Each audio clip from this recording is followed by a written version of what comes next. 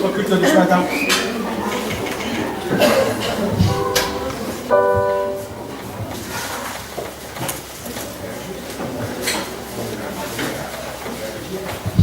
Nous allons recommander ce culte entre à la main de Dieu, demander au Saint-Esprit de conduire ce moment, conduire le moment de la louange, ce moment crucial, ce moment que nous voulons adorer notre Seigneur, le louer de ce qu'il est pour notre vie. Après, nous allons écouter sa parole, partager le pain, et nous allons recommander tout cela entre la main de notre Seigneur ce matin. Demander qu'il vienne bénir ce moment, demander qu'il vienne nous remplir de son esprit. Notre Dieu, nous sommes venus pour te rencontrer ce matin. Comme David a dit, je suis dans la joie quand on me dit d'aller dans la maison de Dieu. Nous sommes dans la joie d'être là en ta présence, parce que c'est toi qui es allé nous chercher, parce que c'est toi qui es venu vers nous et tu as donné ta vie pour nous à la croix. Et ce matin, nous sommes là, Seigneur, nous voulons t'offrir notre louange et notre adoration à travers ce chant, à travers des cantiques, nous voulons te louer ce matin. Alors que tu viens avec ton esprit et dispose nos cœurs ce matin à te louer, à t'adorer. Parce que nous désirons voir ta gloire. Alors bénis ce moment, Seigneur. Interviens, Seigneur. Amen, gloire à Dieu. Voilà, nous sommes heureux d'être là dans la présence de notre Seigneur ce matin. Amen. Je ne sais pas si vous êtes dans la joie, mais je suis dans la joie quand on me dit allons à la maison de l'Éternel. Peut-être que les anciens se souviennent, voilà, de ce chœur qu'on chantait avant. C'est une parole de la Bible. Et ce matin, nous voulons exprimer notre joie d'être dans la présence de notre Seigneur au travers de ces louanges, de ces cantiques que nous allons prendre.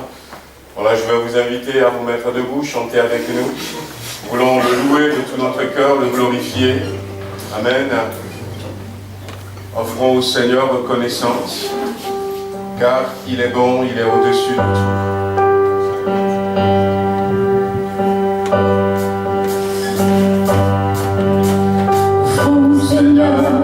Reconnaissance, son amour durera jamais.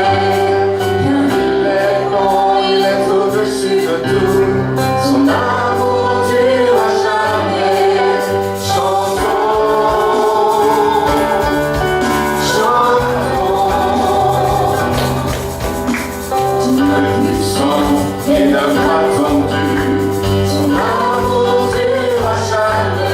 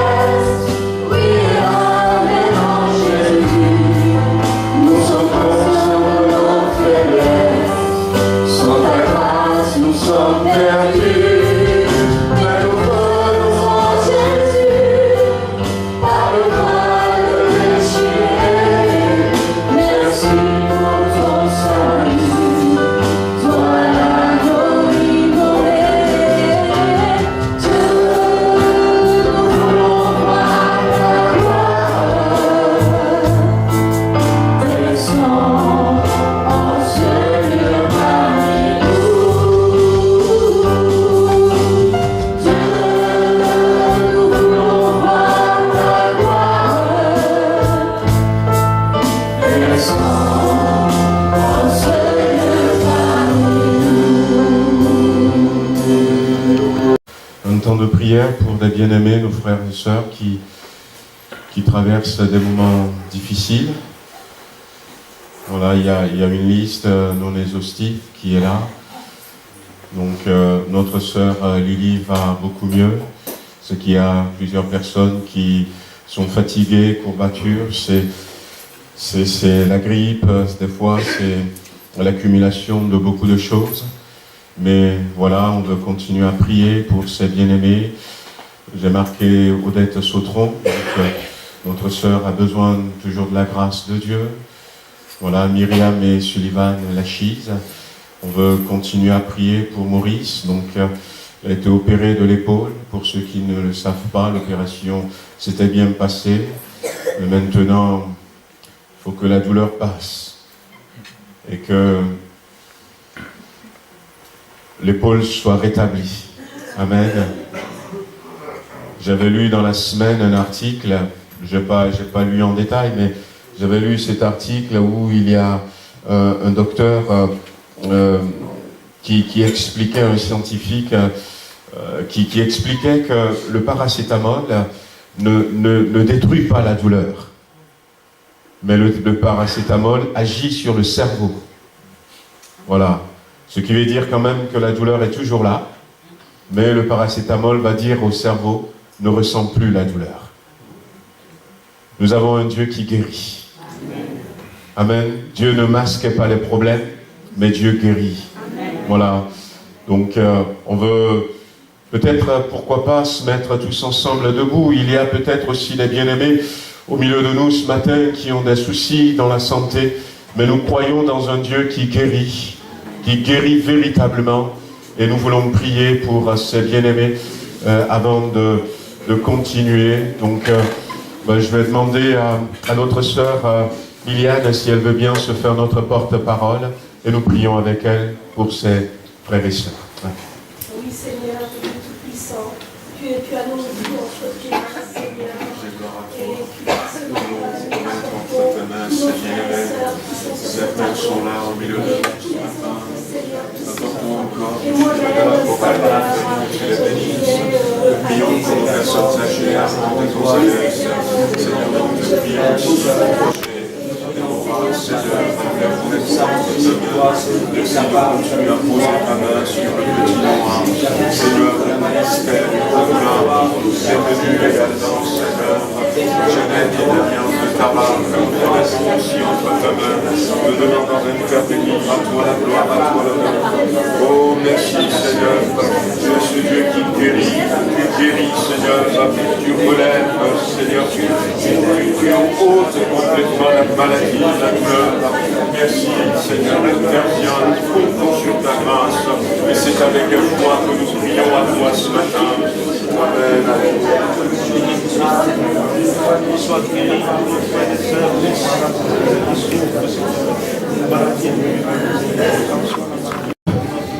Gloire à Dieu. Voilà, vous pouvez reprendre place.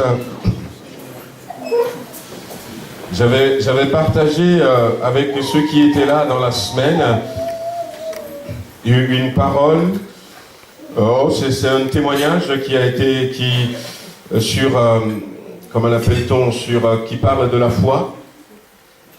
C'est dans le calendrier Bonne Semence. Peut-être que certains l'ont lu, mais un bon témoignage qui vient nous booster la foi. Ça concerne George Muller. Pour ceux qui ne le connaissent pas, c'est un chrétien anglais et qui, il y a quelques années en arrière, avait prié. Il avait créé un orphelinat qui ramassait tous les enfants dans les rues de Londres. Et c'était un défi immense parce qu'il n'y avait pas de structure qui aidait. Mais qu'est-ce que Dieu a béni? Qu'est-ce que Dieu a béni, hein? Je me rappelle d'un témoignage qu'il disait qu'il n'y avait plus rien à manger. Il n'y avait plus rien à manger. Et puis, ils ont prié le Seigneur, ils attendaient. Et quelques minutes après, il y avait une charrette remplie de lait qui était tombée en panne juste en face de l'orphelinat. Voilà, les roues sont cassées, c'était des roues en bois. On ne peut plus rien faire. Et puis finalement, le transporteur a dit prenez le lait. Et les enfants ont eu de quoi se nourrir. Alors donc, ce témoignage d'un capitaine de navire chrétien avait à son bord George Muller. Il raconte, notre bateau était à l'arrêt depuis plusieurs jours, et dans un brouillard impénétrable, sans un souffle de vent. Et M. Muller vint me trouver dans ma cabine et me dit, « Capitaine, je dois être à Québec samedi soir. » « C'est impossible, répondis-je. »« Très bien. Si votre navire ne peut m'y amener, le Dieu que je connais depuis 57 ans me trouvera un autre moyen de transport. Il ne m'a jamais laissé manquer ni être en retard à mes engagements. » Je pose la question, savez-vous quelle est l'épaisseur de ce brouillard?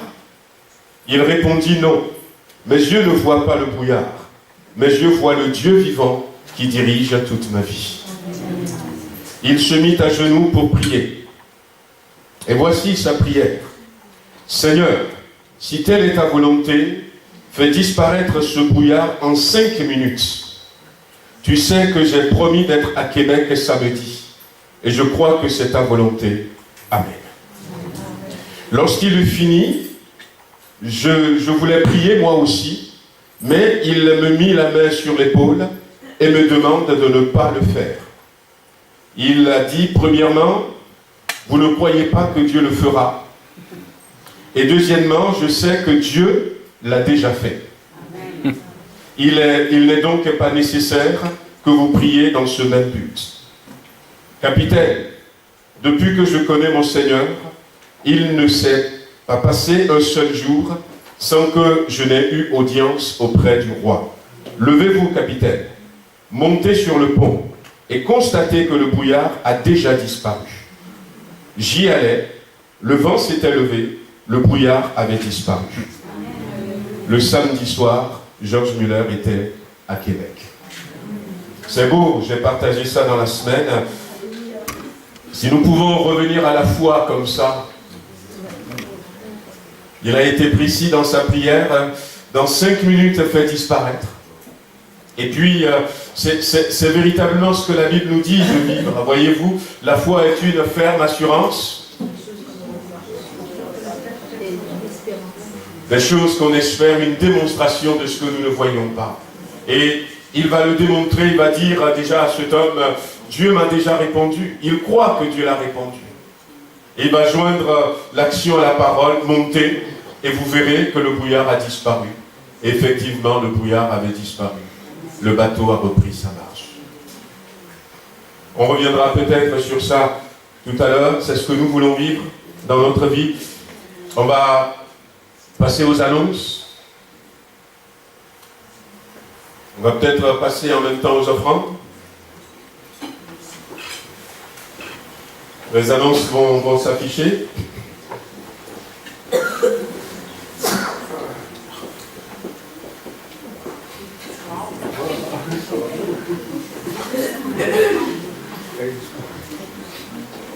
Voilà, c'est aujourd'hui, le dimanche 17 février.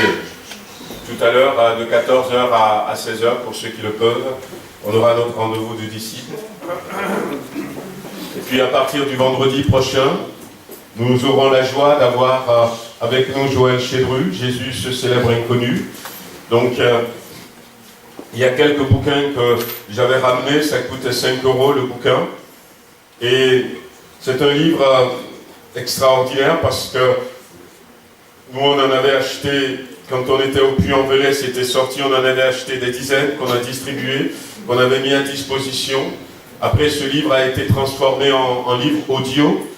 Et on en a acheté aussi des paquets qu'on avait donnés parce qu'il parlait de Jésus comme jamais on a entendu parler de Jésus dans les différents livres qui ont été écrits. Donc il sera avec nous, le pasteur Joël Chédru, et le thème de la mission d'évangélisation, c'est ce livre, donc il parlera. Donc vendredi 22h, et vendredi 22 à 20h, le samedi 23 à 18h30, et puis le dimanche, il sera là avec nous le matin, et puis à 15h. Alors j'ai fait des papiers comme ça, que vous pouvez peut-être... alors ici, je n'ai pas eu l'occasion de le faire, mais quand j'étais au Puy-en-Velay, je l'ai collé derrière une vitre, et puis quand je m'arrête au feu, tout ça, je faisais un peu comme ça, et puis j'ai préparé à la hâte aussi quelques prospectus que vous pouvez mettre dans des boîtes aux lettres. Il y en a quelques-uns qui sont à disposition, n'hésitez pas, prenez ces choses, et puis surtout, priez pour que les cœurs soient touchés par l'évangile, qu'il y ait des conversions, des repentances, et que les malades soient guéris. Amen. Voilà, donc le lundi 4 mars, nous aurons la joie d'accueillir ici la pastorale régionale. Donc on sera peut-être une cinquantaine, peut-être un peu plus. On est en tout à 68 pasteurs dans la région Rhône-Alpes-Bourgogne. Ça va jusqu'à Montélimar, de Dijon à Montélimar, jusqu'à Genève. D'ailleurs, c'est le pasteur de l'Assemblée de Dieu de Genève qui prêchera. Donc, on va garder les pasteurs, on mangera ici ensemble, ils passeront la journée avec nous. Pensez à nous, hein, donc, et puis, c'est que comme c'est nous qui allons leur préparer à manger, Maggie est en train de mettre en place une équipe pour être là. Voilà, donc je disais que si des fois ils acceptent quand ils viennent comme ça dans une église, que quelques frères et sœurs de l'église, dans la matinée, si vous avez envie de passer, si vous avez le temps, voir un peu quelle tête ils ont nos pasteurs, eh bien, vous pouvez passer. Voilà, le mardi 5 mars, sortillage d'or. Voilà, donc je crois que Huguette vous a distribué pour nous qui sommes concernés. Ah si, je fais partie là, regarde, les cheveux dorés. Voilà, donc remplissez ça et puis donc et elle avait dit, donc je crois qu'elle a dû vous le dire, chèque à l'ordre de Canada Jeff. Voilà. Alors, réunion inter-jeunesse, le 9 mars à 16h, avec le pasteur Samuel Madera, qui nous vient de Oyonnax Saint-Claude. Donc nos jeunes et nos ados vont accueillir d'autres groupes de jeunes et ados aux environs, pensez aussi à nous. Et quand on reçoit comme ça des jeunes, ce qu'on fait, c'est que, soit au début de la réunion, avant la réunion ou à la fin, on leur offre une collation.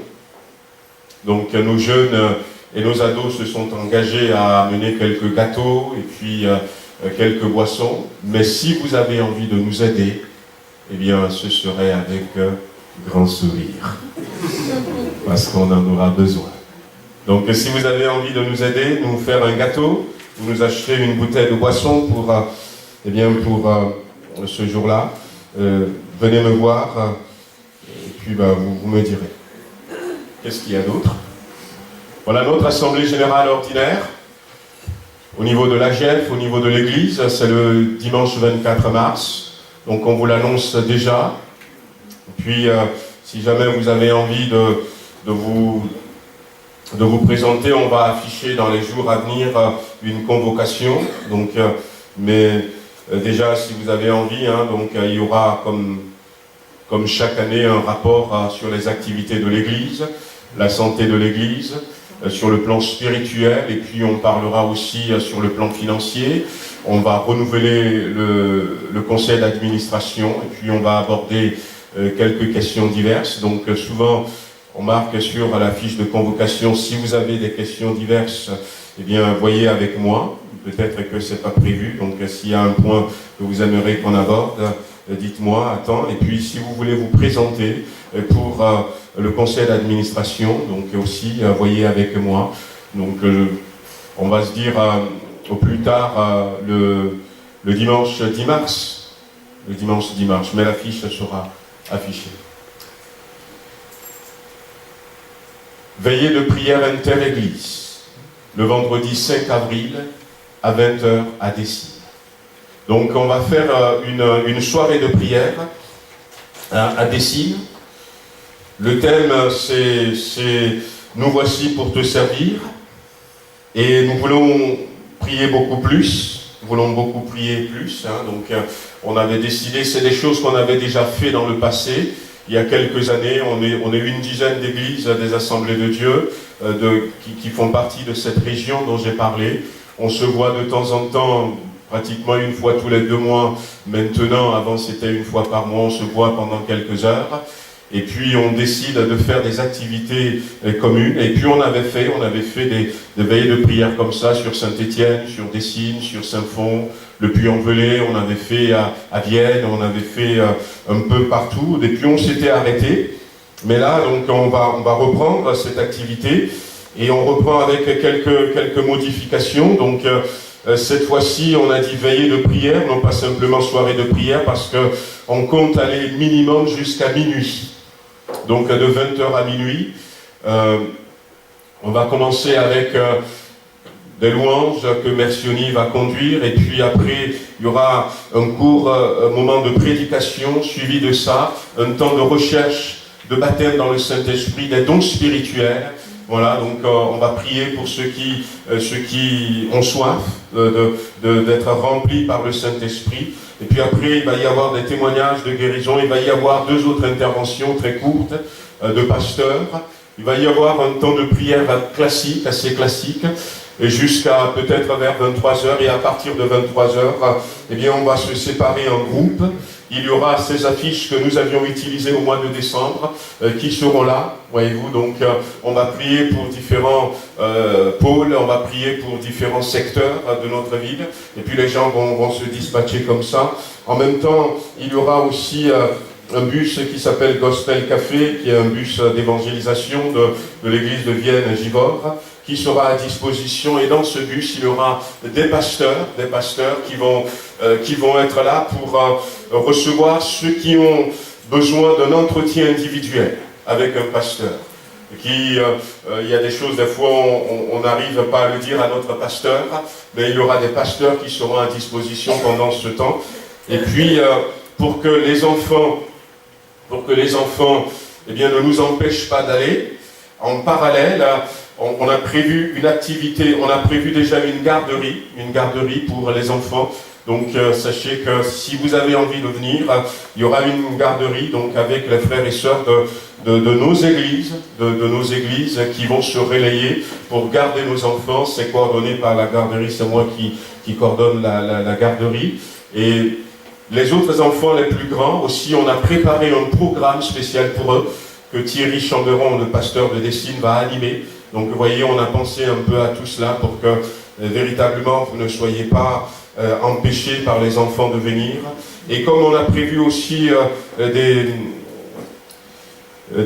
on va prévoir du café, un peu de collation, parce que si vraiment à un moment donné vous vous sentez libre, vous pouvez aller boire un café. Et surtout aussi pour bien organiser la garderie et surtout les enfants. Ce serait bien que vous réfléchissiez dans les jours à venir aussi. Je vais sortir une affiche pour me dire je viens.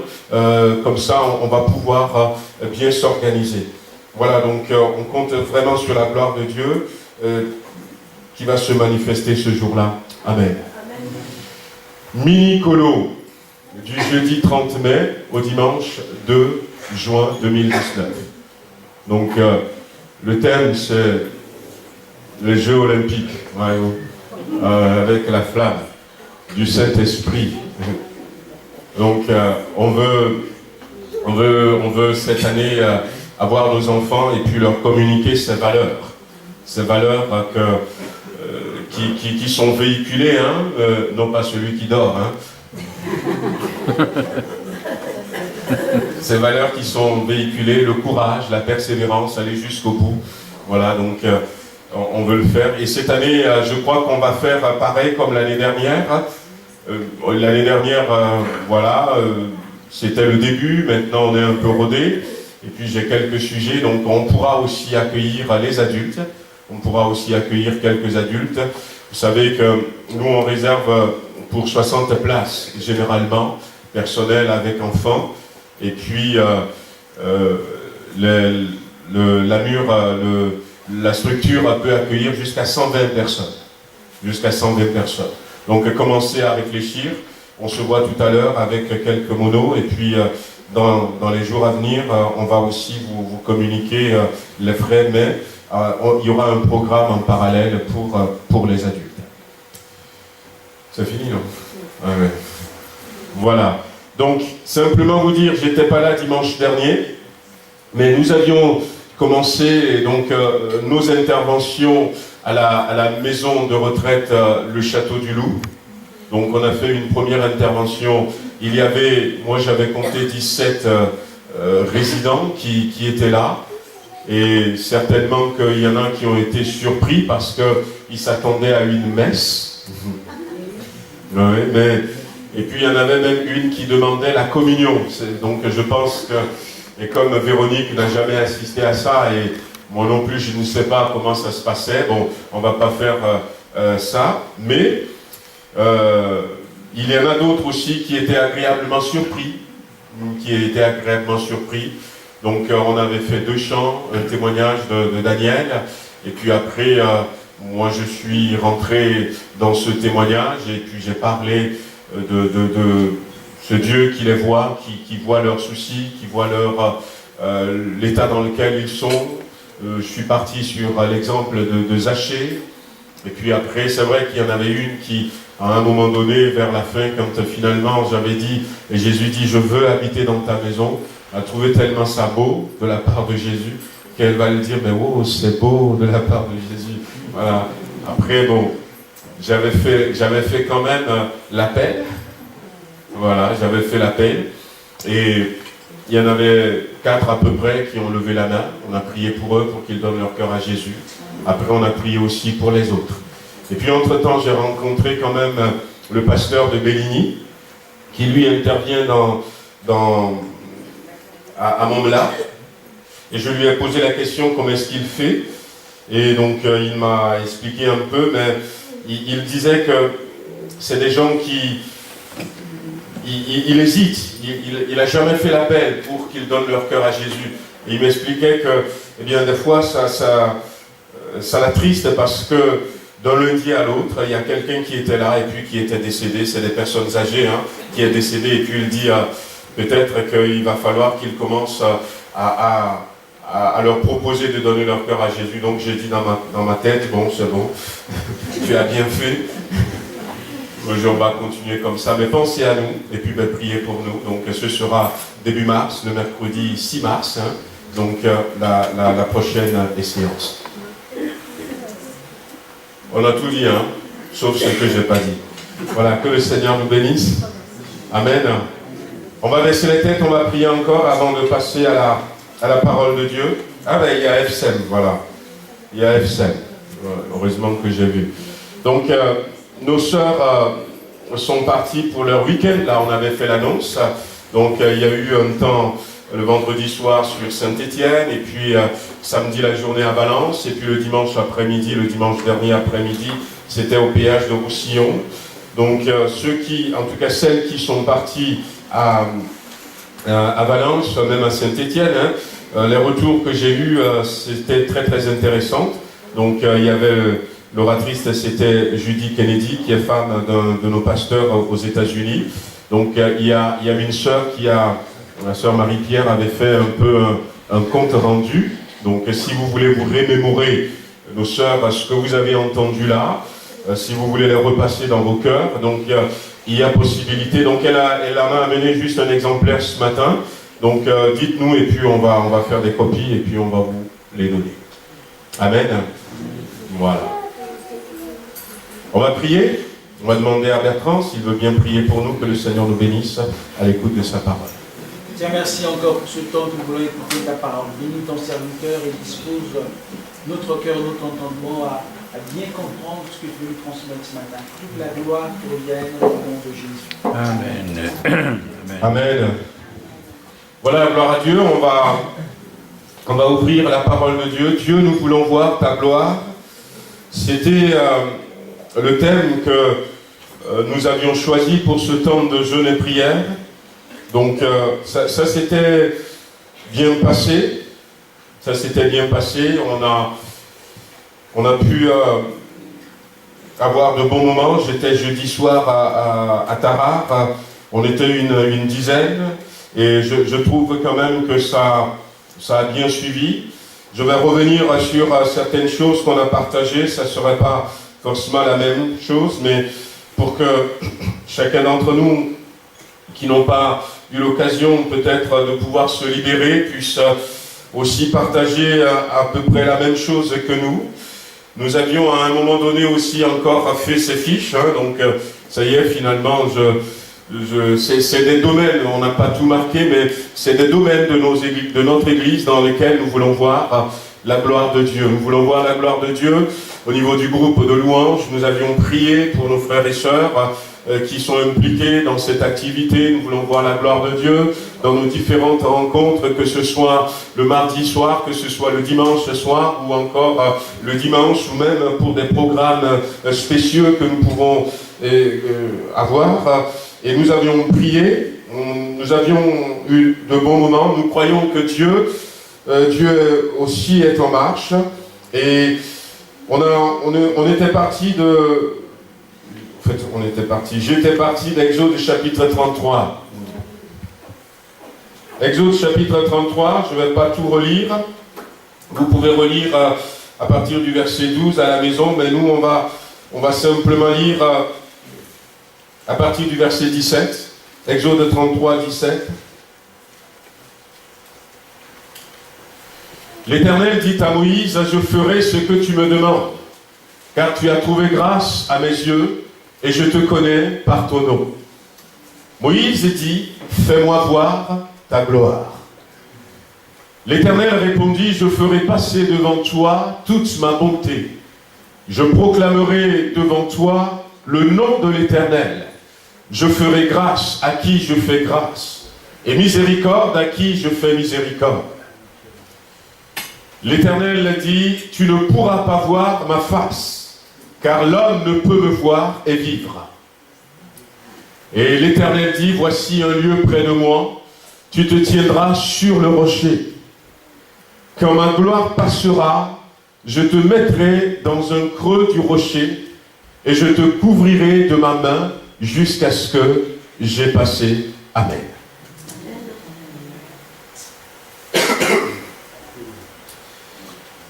Dieu va parler avec Moïse, ce n'est pas la première fois. Dieu discute de temps en temps avec Moïse, il descend, il parle avec Moïse, et là, à un moment donné, dans ce dialogue, Dieu dit à Moïse, « Tu as trouvé grâce à mes yeux. Je te connais par ton nom. » Et Moïse va saisir l'occasion et va dire à Dieu, « Parce que j'ai trouvé grâce à tes yeux, parce que tu me connais par mon nom, j'ai un désir dans mon cœur. Fais-moi voir ta gloire. Fais-moi voir ta gloire. » Alors, il est important, frères et sœurs, amis, qui êtes là ce matin, que nous voyions la gloire de Dieu. C'est capital pour notre marche chrétienne. Nous avons vu tout au long de cette semaine que nous ne pourrons pas vivre une vie chrétienne normale, une vie chrétienne selon le plan de Dieu, une vie chrétienne dans la volonté de Dieu, si nous ne vivons pas cette vie chrétienne dans la gloire. Dans la gloire. À ce moment-là, eh bien, Moïse avait vécu plusieurs expériences avec le Seigneur déjà. Il avait reçu l'appel auprès du buisson ardent, vous vous souvenez pour certains, le buisson qui brûlait mais qui ne se consumait pas. Il entendit la voix de Dieu, il a aussi vécu déjà quelques expériences, et puis à un moment donné Dieu va parler à Moïse et va lui dire « Je ferai de toi un Dieu pour Pharaon, et Aaron sera ton prophète. » Et Moïse va être utilisé par Dieu pour faire des miracles, ce que nous appelons des plaies en Égypte, des miracles, des choses extraordinaires. Et puis après, il va y avoir la sortie du pays d'Égypte, et même là encore, la séparation de la mer Rouge. Mais quel miracle! Moïse a vécu tout cela. Il a vécu tout cela. Il y avait cette marche qui avait commencé dans le désert, il faut trouver de l'eau. il faut trouver de la nourriture. Le rocher était là, la Bible dira que le rocher va les suivre. C'est l'apôtre Paul qui va nous expliquer cela. Ils étaient arrivés à un endroit et puis ils avaient soif et Dieu dit, il y a un rocher qui est là, tu vas frapper le rocher une fois et l'eau va sortir. Et puis il a frappé le rocher, l'eau était suffisante pour abreuver plus de 2 millions de personnes. Pour qu'ils boivent, pour qu'ils préparent, pour qu'ils se douchent, pour qu'ils fassent leurs besoins. Après, ils sont partis de là, ils sont arrivés à un autre endroit, mais il faut encore de l'eau. Et ils se sont rendus compte que, tiens, il y a encore un rocher qui est là, et qui va donner de l'eau. Ils sont partis à un autre endroit, il y avait encore un rocher, et l'apôtre Paul nous dira, ce rocher c'était le même. Il les suivait, et ce rocher c'est Jésus-Christ. Moïse a vécu tout cela.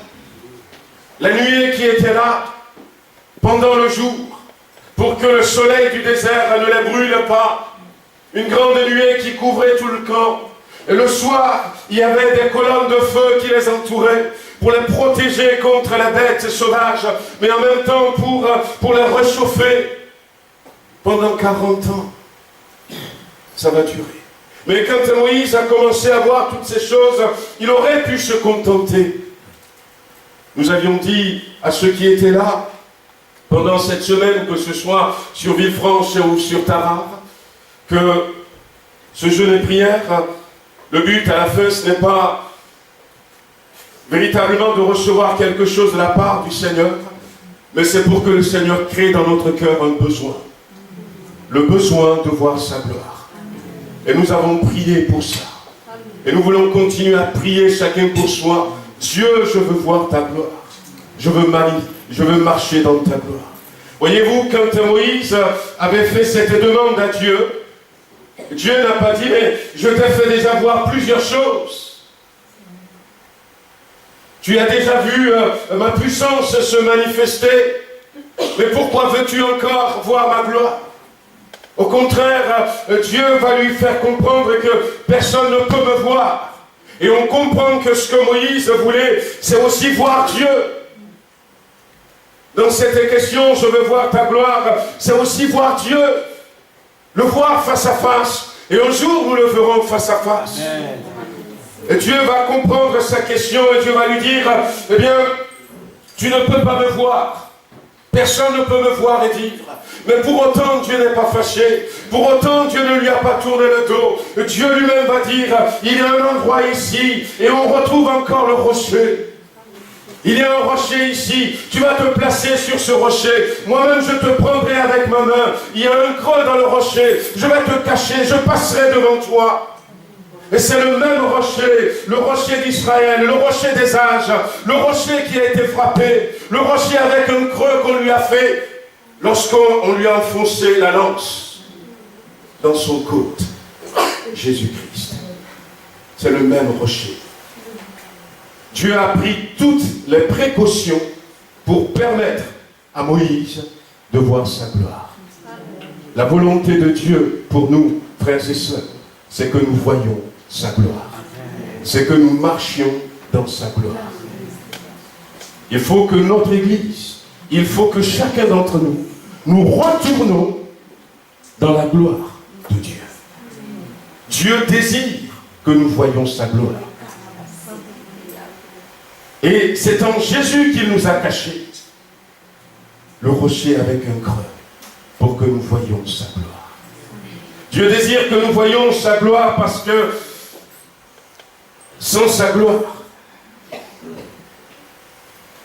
regardez, on avait parlé aussi de Ikabod. Le mot que Moïse avait utilisé, c'était le mot Kabod, qui a été traduit par gloire. Mais nous savons aussi qu'à un moment donné dans l'histoire d'Israël, une femme va accoucher d'un enfant et va lui donner le nom de Ikabod. Plus de gloire. Plus de gloire. Et lorsqu'il n'y a pas de gloire, c'est la tristesse. Lorsqu'il n'y a pas de gloire, c'est la défaite. Lorsqu'il n'y a pas de gloire, rien ne marche. Lorsque nous regardons dans la Bible, au moment où Jésus était là, regardez comment c'était facile pour les contemporains de Jésus-Christ de recevoir la guérison. La Bible nous dit que Dieu ne change pas. Il est immuable, notre Dieu. Jésus-Christ est toujours le même, hier, aujourd'hui et éternellement.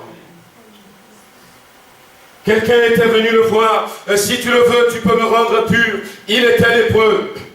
Et Jésus lui dit, je le veux, sois pur. Et la lèpre était partie. Il y avait cette femme qui avait une hémorragie et qui est allée à l'hôpital voir les médecins. Pendant 12 ans, ça a duré.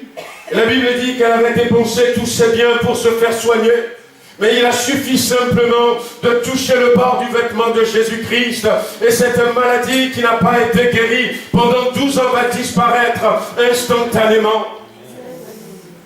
Il y avait cette femme cananéenne qui n'est même pas religieuse.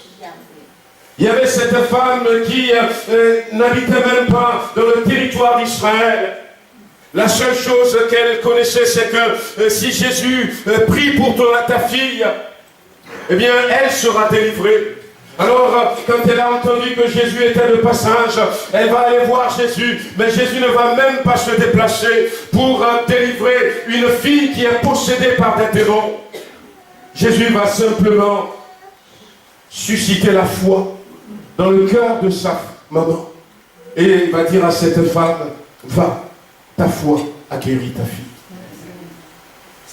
La Bible nous dit, lorsque la gloire de Dieu était là, pendant que les disciples exerçaient leur ministère, on voyait, j'ai relu encore ce passage hier, on voyait des gens qui sortaient leurs malades et qui les plaçaient dans la rue pour que lorsque Pierre va marcher, va passer dans la rue, l'ombre de Pierre tombe sur les malades. Et quand l'ombre de Pierre tombait sur les malades étaient guéris instantanément. C'est ça la gloire de Dieu, frères et sœurs. Les gens venaient toucher l'apôtre Paul avec un mouchoir et ils allaient déposer le mouchoir sur quelqu'un qui est malade et la personne est guérie, quelle que soit la maladie, quel que soit le nom qu'on lui donne. Mais regardez comment nous sommes en train de batailler dans notre génération parce que la gloire n'est plus là. La gloire n'est plus là. Nous avons besoin de retrouver la gloire. Nous avons besoin de retrouver la gloire. Lorsque Moïse a utilisé ce mot, il parlait de la présence de Dieu. Il parlait de la face de Dieu. Il parlait de la puissance surnaturelle de Dieu. Il parlait de sa majesté, sa magnificence. Et Jésus avait dit, et c'était ce qui se passait, l'erreur que nous faisons, c'est que nous croyons que la gloire de Dieu, nous la verrons simplement lorsque nous serons au ciel.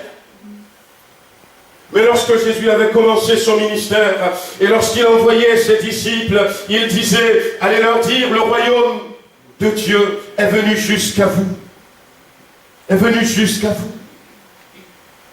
Le royaume des cieux est là, parce que la gloire de Dieu, nous avons besoin de la vivre déjà ici-bas. Vivre ce qu'il vivait. Lorsque Moïse va finalement rentrer dans de cette rencontre où il va voir la gloire de Dieu. Certes, comme j'avais dit, il a vécu plein de choses avant, mais il va y avoir des choses nouvelles que Moïse va recevoir de Dieu dans cette rencontre. La gloire de Dieu, la Bible nous dit déjà que la gloire de Dieu va changer Moïse.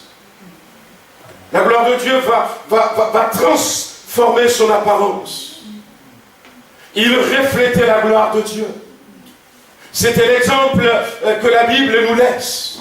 Que lorsque la gloire de Dieu est sur nous, nous devons refléter cette gloire. À tel point que le peuple d'Israël ne pouvait plus voir Moïse en face.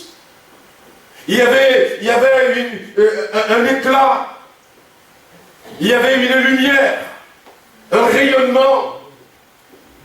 Il transportait la gloire de Dieu. Il a été complètement changé, transformé. Et la Bible nous dira que finalement, malgré lui, Moïse va mettre un voile. Va mettre un voile. Parce que les gens ne peuvent plus regardez. Ce voile a disparu en Jésus-Christ. Mais nous devons toujours, si nous avons la gloire de Dieu, refléter cette gloire. Et c'est ce que Dieu veut, que nous reflétions cette gloire. Lorsque Moïse est descendu de cette rencontre, il a reçu un discernement beaucoup plus net. Beaucoup plus net. La Bible dit que alors qu'il descendait, à un moment donné, il a rencontré son serviteur Josué qui était beaucoup plus en bas. Et Josué va lui dire, descends vite parce que j'entends un bruit de guerre. Dans le camp, on est en train de nous attaquer. Et Moïse va dire, ce n'est pas un bruit de guerre. Pas du tout. C'est un bruit de réjouissance. Parce que son discernement est affiné. Lorsque on marche dans la gloire de Dieu, on ne voit plus les choses de la même manière. On n'entend plus les choses de la même manière. On ne conçoit plus les choses de la même manière. On ne marche plus de la même manière. La gloire de Dieu nous change, nous transforme. Et vous savez quoi? Moïse, lorsqu'il était parti sur cette montagne, il était parti pour rencontrer Dieu, pour voir sa gloire. Ce qu'il ne savait pas, c'est qu'il va rester là pendant 40 jours. Et la Bible nous précise qu'il est resté là-bas pendant 40 jours, sans manger et sans boire. Et je disais que Moïse n'est pas monté là-bas pour jeûner, non, ce n'était pas son intention. Ce n'était pas l'objectif. Mais alors qu'il était dans la gloire de Dieu, il n'avait pas ressenti le besoin de manger. Mais il n'avait pas ressenti le besoin de boire.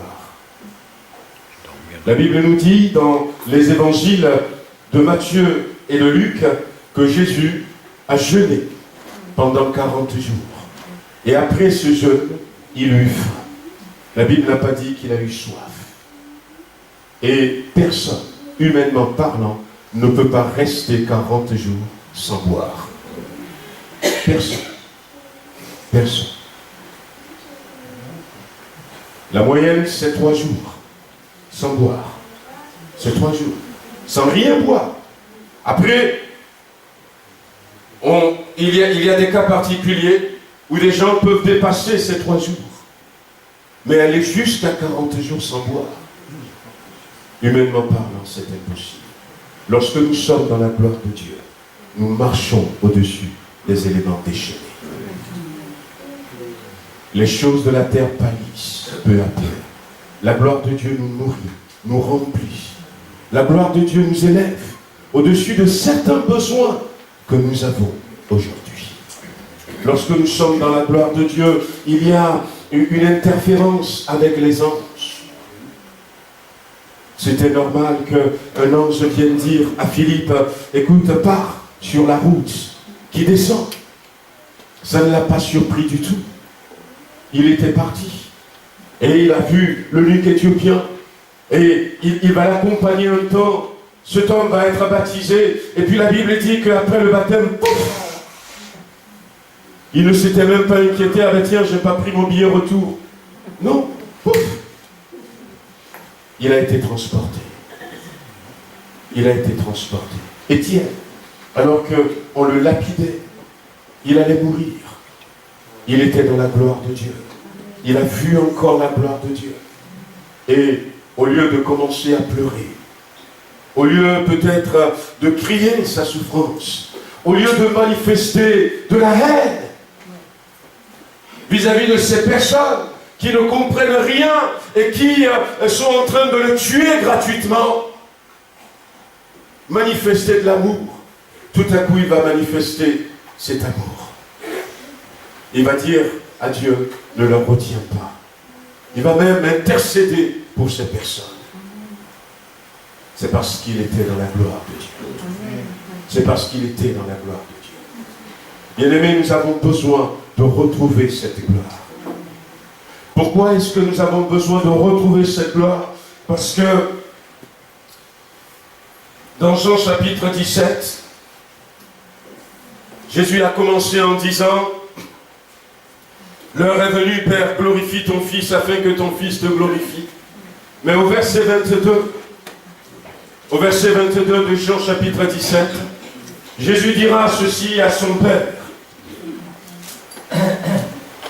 Il leur dira, je leur ai donné la gloire que tu m'as donnée. Je leur ai donné la gloire que tu m'as donnée.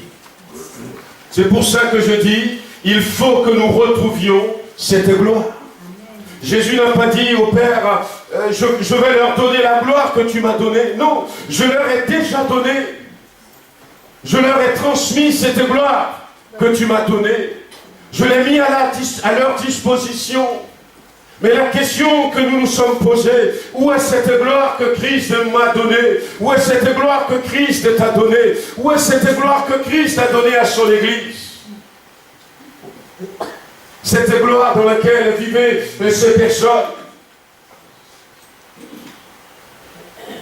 Pierre qui va être complètement transformé, changé parce qu'il a reçu cette gloire.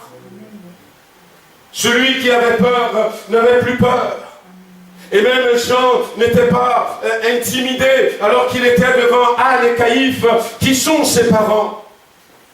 Pas son père et sa mère, puisque son père s'appelle Zébédée, mais qui font partie de la famille. Mais ils étaient là et puis, avec courage, ils ont annoncé l'évangile.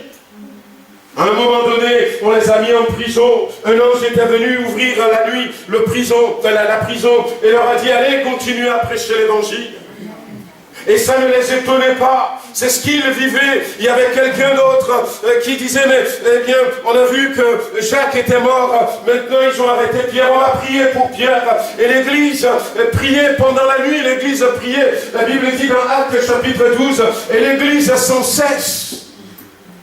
Combien de fois on prie 5 minutes et puis on est fatigué? On prie 2 minutes et puis on est fatigué. Mais l'église était là dans une prière sans cesse. Jésus nous dit, priez sans vous relâcher. L'apôtre Paul dit, priez sans cesse. Toutes ces choses nous manquent parce que la gloire, nous l'avons perdue. La gloire, nous l'avons perdue. Frères et sœurs, nous avons besoin de retrouver cette gloire. Un ange est rentré dans la prison. Et puis, va réveiller Pierre qui dormait. Et mets ton manteau, mets ta ceinture, mets tes chaussures. Et viens avec moi. Qui parmi vous a déjà vu un ange?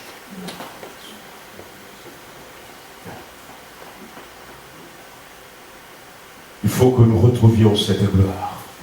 Il faut que nous retrouvions cette gloire qui va nous donner une autre vision. J'avais cité l'exemple de Paul, Éticus qui était tombé du 3e étage. Et les gens étaient peinés et Paul était descendu. Et Paul va dire, son esprit est encore en lui. Est-ce que c'est par la foi qu'il a parlé? Est-ce que c'est parce que ses yeux spirituels étaient ouverts et qu'il voyait que l'esprit de ce garçon était là? Ils marchaient dans la gloire. Ils ont fait leur ministère dans la gloire. Et on pourrait citer encore beaucoup d'autres exemples. Mais il nous faut retrouver cette gloire. Il nous faut retrouver cette gloire. Nous avions cité le cas de Marie de Magdala. Marie de Magdala qui était dans Jean chapitre 20. Marie de Magdala qui était arrivée au tombeau ce premier jour de la semaine, au matin très tôt avec d'autres. Et finalement, ils ont vu que le tombeau, la pierre était roulée, le tombeau était vide. Un ange leur avait dit quelque chose pour leur rappeler ce que Jésus leur avait dit. Et ils sont partis. Et elle était revenue. Elle était revenue. C'est un passage qui est intéressant dans Jean chapitre 20. Et elle était là au pied du tombeau vide. Et à un moment donné, la Bible dit qu'elle va se baisser. Et quand elle s'était baissée, elle va regarder dans le tombeau et va voir 2 hommes. Alors, on va lire à partir du verset 12, ou même du verset 11, comme ça reprend un peu tout ce que j'ai déjà dit. Cependant, Marie se tenait dehors, près du sépulcre, et pleurait. Et comme elle pleurait, elle se baissa pour regarder dans le sépulcre, et elle vit 2 anges, vêtus de blanc, assis à la place où avait été couché le corps de Jésus, l'un à la tête et l'autre aux pieds. Ils lui dirent, femme, pourquoi pleures-tu? Et elle leur répondit, parce qu'ils ont enlevé mon Seigneur, et je ne sais où ils l'ont mis. Ouais. En disant cela, elle se retourna, et elle vit Jésus debout, mais elle ne savait pas que c'était Jésus. Et je m'étais arrêté sur la réponse que cette femme avait donnée à ses anges. Femme, pourquoi pleures-tu? Pourquoi pleures-tu? Et sa réponse, parce que on leur a donné la gloire, et je ne sais pas où ils l'ont mis. Parce que la gloire n'est plus là. Parce qu'ils ont enlevé le Seigneur. Ils ont reçu le Seigneur. Mais je ne sais pas où ils l'ont mis. Ce que le Seigneur a donné, le Jésus crucifié, ressuscité, où est-il dans ma vie? Où est-il dans ma maison? Où est-il dans ma manière de parler, dans ma manière de marcher? Où se trouve le Seigneur? Si je suis chrétien, si je suis chrétienne, mais où est le Seigneur? Il ne disait pas autre chose. De même, si ce n'est simplement, ils donnaient leur nom à l'époque, oh, ils se présentaient en disant, je suis disciple de Jésus. Et les autres vont les appeler des chrétiens, en se moquant d'eux. Ce fut à Antioche que pour la première fois, les disciples furent appelés chrétiens. Parce que quand on voyait leur vie, quand on voyait leur comportement, quand on les écoutait parler, quand on voyait comment est-ce qu'ils réagissaient, eh bien on voyait le Christ. Ils ont enlevé le Seigneur. Et je ne sais pas où ils l'ont mis. On est dans la situation, frères et sœurs, du fils prodigue, qui a pris le capital que son père lui a donné. En euros, je ne sais pas si ça fait des millions d'euros ou pas. Mais ce n'est pas ça l'importance. Son père lui a donné un capital. Et il est parti avec. Et puis finalement, il va se retrouver dans une situation où il n'a plus rien. Tout ce que son père lui a donné, il a tout perdu.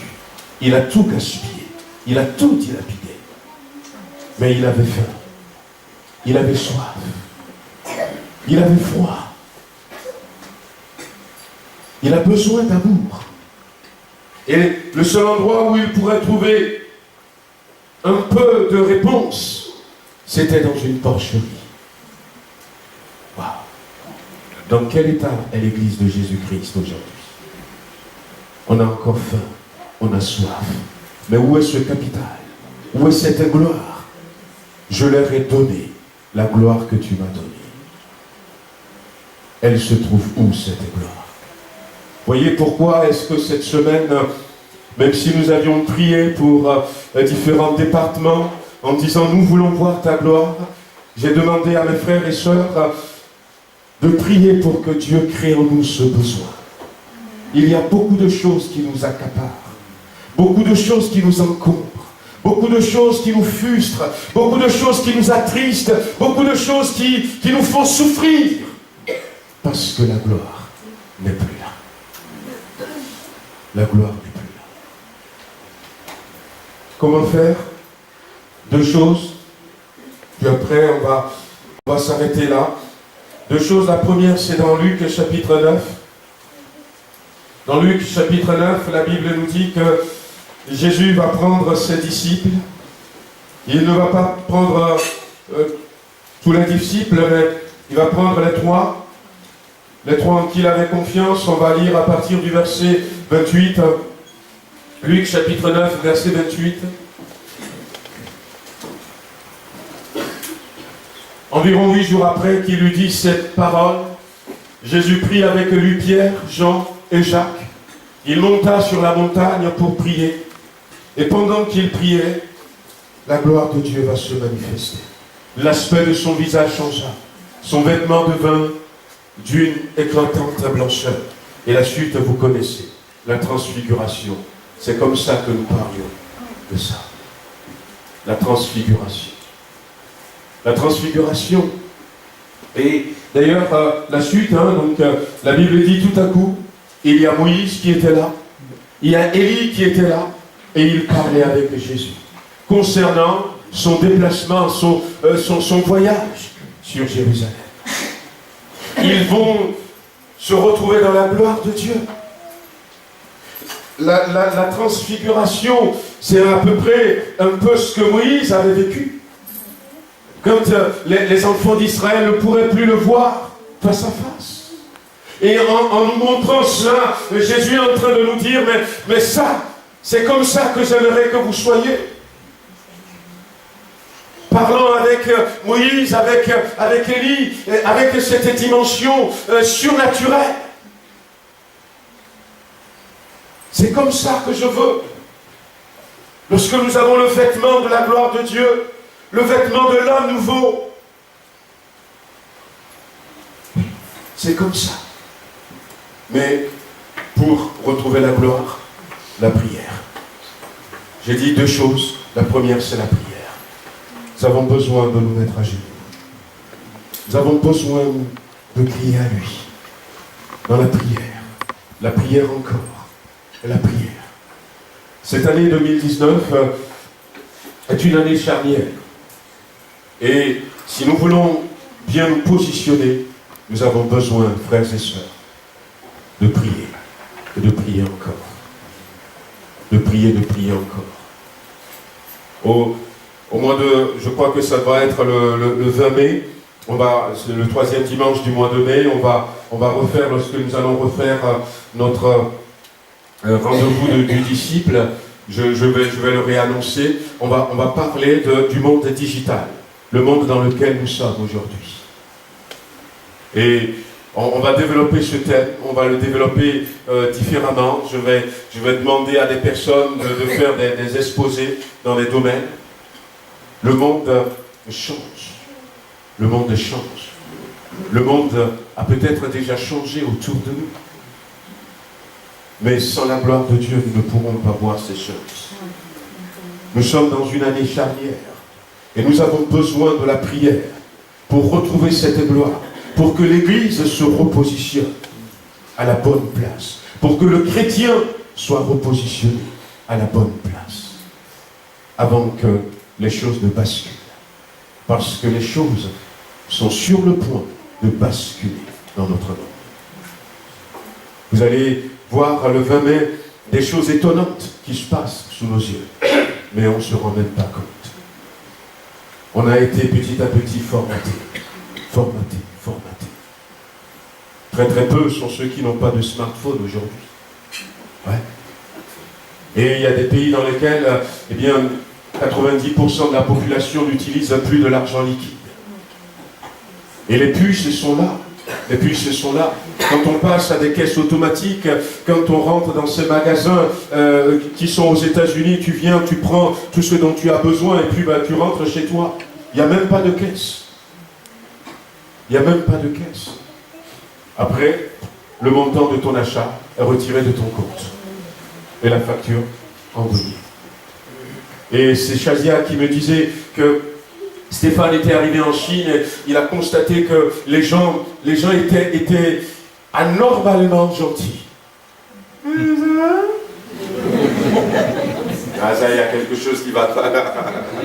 Les gens étaient anormalement gentils. Et puis je lui disais que parce que la Chine, ils ont des caméras partout. Le social en Chine, c'est par des points. C'est par des points. Et tu es filmé 24 heures sur 24 quasiment. Et si tu n'es pas gentil, si tu as été méchant, eh bien c'est repéré. Et après tu ne peux plus prendre le bus, tu ne peux plus te faire soigner. Parce que quand tu vas arriver, ton image est bien en rouge. Tout ce que tu fais. Ouais, le monde évolue. Et nous avons besoin, frères et sœurs, nous, de retrouver la gloire de Dieu. c'est le moment pour nous d'intensifier nos prières, de faire des efforts pour prier, de venir dans la présence de Dieu, d'encourager nos enfants à venir dans la présence de Dieu. Sinon, le monde va les emporter. Le monde va les emporter. De dire à ces enfants, on veut prier ensemble, de les encourager, et même à venir à l'église, parce que des fois, dans la présence de Dieu, il peut se passer des choses. Il peut se passer des choses. Et la deuxième chose dont nous aurons besoin pour retrouver la gloire, c'est le Saint-Esprit. Le Saint-Esprit. Le Saint-Esprit. Nous en sommes où par rapport au Saint-Esprit? Je vous cite encore cette phrase que je n'avais pas prononcée, c'est où il disait, ce prédicateur disait, à l'époque de la première église, certaines personnes disent église primitive, mais l'église du Nouveau Testament, à l'époque où ces choses se passaient, où les apôtres vivaient ces choses, où Dorcas est décédé, on dit, ben, au lieu de commencer à préparer les obsèques, non, on a appris que Pierre est à Jopé, c'est pas non, allez l'appeler, et il va venir, il va prier pour elle, et elle va ressusciter. Il disait que si on ôtait le Saint-Esprit de l'église de l'époque, on enlevait le Saint-Esprit, eh bien 95% de ce qu'il faisait allait s'arrêter. Mais aujourd'hui, si on enlève le Saint-Esprit de l'église, 95% des choses qu'on fait vont continuer. Parce que dans 95% des choses, il n'y a pas le Saint-Esprit. Donc si on l'enlève, on peut quand même fonctionner à 95%. Dans ma vie, est-ce qu'il y a le Saint-Esprit? L'apôtre Paul, qui a été jusqu'au 3e ciel, on se demande comment il avait fait. On l'avait lapidé aussi, on l'avait laissé pour mort. Les frères sont venus l'entourer, il s'est relevé. Et le lendemain, il a continué son ministère en disant, c'est par beaucoup de tribulations qu'il nous faut entrer dans le royaume des cieux. Et quand on lit dans 2 Corinthiens chapitre 12, tout ce qu'il a traversé, on se demande, mais comment est-ce qu'il a fait? Mais parce qu'il y avait la gloire. Il y avait la gloire. La gloire qui nous met au-dessus de toutes ces choses. Il va dire aux Corinthiens, à toute une église, vous savez quoi? Je parle en langue plus que vous tous. Plus que vous tous. Le parler en langue est devenu, dans certaines vies, une médaille qu'on a accrochée au mur. Dieu ne nous l'a pas donnée comme une médaille, comme une trophée, en disant, moi aussi, je parle en langue. Non. C'est un outil pour marcher dans la gloire de Dieu. Pour marcher dans la gloire de Dieu. Je me rappelle de cette sœur qui travaillait dans une agence au Nigeria, justement. Et puis, les brigands étaient là, ils ont dit, mais ne faites pas de problème. Donnez-nous tout ce que vous avez vendu aujourd'hui. Et le directeur, il est avec cette sœur qui est à la caisse, et le directeur commence à trembler. Et la sœur, tout à coup, elle a commencé à parler en langue. Commencé à parler en langue. Et puis on dit, mais arrête, elle ne les écoute pas, elle a continué à parler en langue. Ils ont sorti leurs fusils, ils ont commencé à tirer. Les balles la frappaient et retombaient par terre. Mais malheureusement, le directeur était mort. Au Togo, il y avait cette femme aussi, il y a quelques temps en arrière, quand le président Yadema allait passer, il revenait de la présidence, juste à 1 kilomètre, personne ne doit traverser la rue. La rue est dégagée et il roule, comme on dit chez nous, à tombeau ouvert. Et là, il y avait cette femme, cette sœur en Christ, qui ne savait pas, marchait, puis bon. Et puis elle a vu que, bah tiens, il n'y a aucune voiture, c'est le moment de traverser. Elle a traversé. On n'avait pas toujours des passages cloutés chez nous, des passages piétons. Et puis elle a traversé. Et elle nous racontait que quelques secondes après, il y a un désir qu'il a pris de commencer à prier. Et comme elle ne sait pas quoi dire, elle a commencé à prier en langue. Elle a commencé à prier en langue, elle a commencé à prier en langue. Et puis tout à coup, il y avait des militaires qui couraient derrière elle. Arrêtez-vous, sinon on va tirer, on va tirer. Qui? Moi? Ben oui. Ben, qu'est-ce que j'ai fait? Ah ben vous avez failli causer un accident. On avait dégagé la route, le président est passé. Et à l'époque, c'est passible de mort. Mais le Seigneur l'a protégé. Je connais des exemples comme ça. La gloire de Dieu ne peut pas se vivre sans la personne du Saint-Esprit. Du Saint-Esprit. Où est-ce que vous en êtes avec le Saint-Esprit? Où est-ce que vous en êtes avec le baptême dans le Saint-Esprit? Avec le renouvellement dans le Saint-Esprit? Voyez-vous, la Bible nous dit, le fruit de l'Esprit, c'est la patience, c'est la douceur, c'est la bonté, la bienveillance, c'est l'amour. C'est toutes ces choses. Mais est-ce que j'ai ces choses dans ma vie? J'ai besoin du Saint-Esprit. On va rester sur ces deux choses. La prière. Que le Seigneur vous aide à vous mettre à genoux pour pouvoir vivre la gloire de Dieu. On n'a même pas besoin de beaucoup de phrases. Une seule phrase. Fais-moi voir ta gloire, a dit Moïse. Je connais quelqu'un, il a dit la même chose. Seigneur, je veux voir ta gloire. Je veux voir ta gloire. Je veux voir ta gloire. Je veux voir ta gloire. Je veux vivre ta gloire. Je veux vivre ta gloire. Choisissez la formule que vous voulez. Je veux que ma maison soit remplie de ta gloire. Je veux que ma vie soit remplie de ta gloire. Je veux retrouver ce que tu m'as donné. Je veux retrouver ce que tu m'as donné. Et si vous n'êtes pas rempli du Saint-Esprit, eh bien, recherchez le baptême dans le Saint-Esprit. Venez, on va prier pour que vous soyez remplis du Saint-Esprit. Et si vous êtes remplis du Saint-Esprit, reprenez cette médaille que vous avez accrochée au mur, mettez-le à votre cou. Dans vos moments de prière personnelle, priez en langue, parlez en langue, priez en langue, parlez en langue. C'est parler cette langue qui vous a été donnée. Et que la gloire de Dieu revienne dans notre Église, dans notre ville, dans notre génération. On prie quelques instants. Alléluia. Béni sois-tu, Seigneur, nous te louons, nous t'adorons. Nous élevons ton nom ce matin. Te remercions, Père, de ce que tu nous as montré encore ce matin, que tu as tout fait pour que nous soyons de ceux qui vont marcher dans ta gloire, de ceux qui vont vivre dans ta gloire. Oui, tu as tout préparé, tu nous as donné Jésus-Christ et il nous a donné sa gloire. La Bible dit que son intention, c'est de nous amener à la gloire. Le salut, Seigneur, que nous professons, oui, car tous sont péchés et sont privés de la gloire de Dieu. Mais lorsque le péché est pardonné, nous retrouvons la gloire de Dieu. Lorsque nous sommes sauvés, nous rentrons dans la gloire de Dieu.